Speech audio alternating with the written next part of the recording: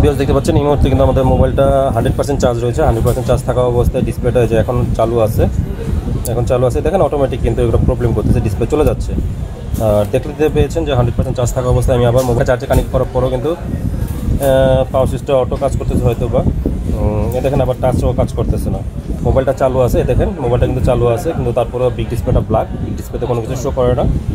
এই হচ্ছে বিষয়, আমাদের এই ফোল্ড মোবাইলে এই প্রবলেমটা রয়েছে।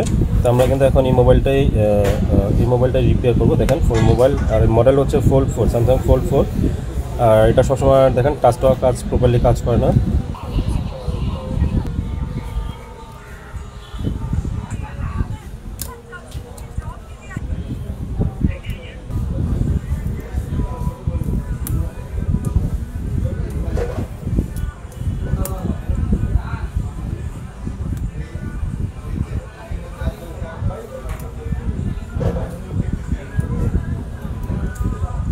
তো ভিউয়ার্স দেখতে পেয়েছিলেন এই মোবাইলটা কিন্তু আপার ডিসপ্লেটা মাঝে মধ্যে কাজ করতো, আবার মাঝে মধ্যে কাজ করতো না। আর বিগ ডিসপ্লে টোটালি ব্ল্যাক ছিল। তো আমরা কিন্তু এটা সাধারণত ফ্লাক্স থেকে প্রবলেম হয়ে থাকে। আমরা কিন্তু ফ্লাক্স আইকনটা অলরেডি চেঞ্জ করেছি এবং চেঞ্জ করে পাওয়ার সুইচ প্রেস করার সাথে সাথে কিন্তু আমাদের বিগ ডিসপ্লে চলে আসছে। আমরা এখন দেখবো যে প্রপারলি আমাদের বিগ ডিসপ্লেটা কাজ করে কিনা। আসসালামু আলাইকুম ভিউয়ার্স, এই মুহূর্তে আমাদের দেখতে পাচ্ছেন স্যামসাং Fold4। তাই এই মোবাইলটার কিন্তু একটাই সমস্যা ছিল, ডিসপ্লে জনিত ইস্যু।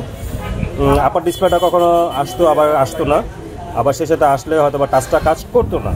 এছাড়া আর কোনো ইস্যু ছিল না। আর সেই সাথে হচ্ছে যে যখন আমরা ওপেনিং করব তখন বিগ ডিসপ্লেটা কাজ করতো না। এখন দেখতে পাচ্ছেন বিগ ডিসপ্লে চলে আসছে, বিগ ডিসপ্লে কাজ করতেছে। এই ছিল আজকে এই মোবাইলটি Fold4 ডিসপ্লে ইস্যু। আপনাদের যাতে এই ধরনের প্রবলেম রয়েছে, Samsung Fold and flip mobile, যে সকল মোবাইলে wifi problem, display problem, audio issue ইত্যাদি প্রবলেম, চাইলে কিন্তু আপনারা আমাদের সঙ্গে ভিজিট করতে পারেন, কাজগুলো ইনস্ট্যান্ট করে নিয়ে যেতে পারেন।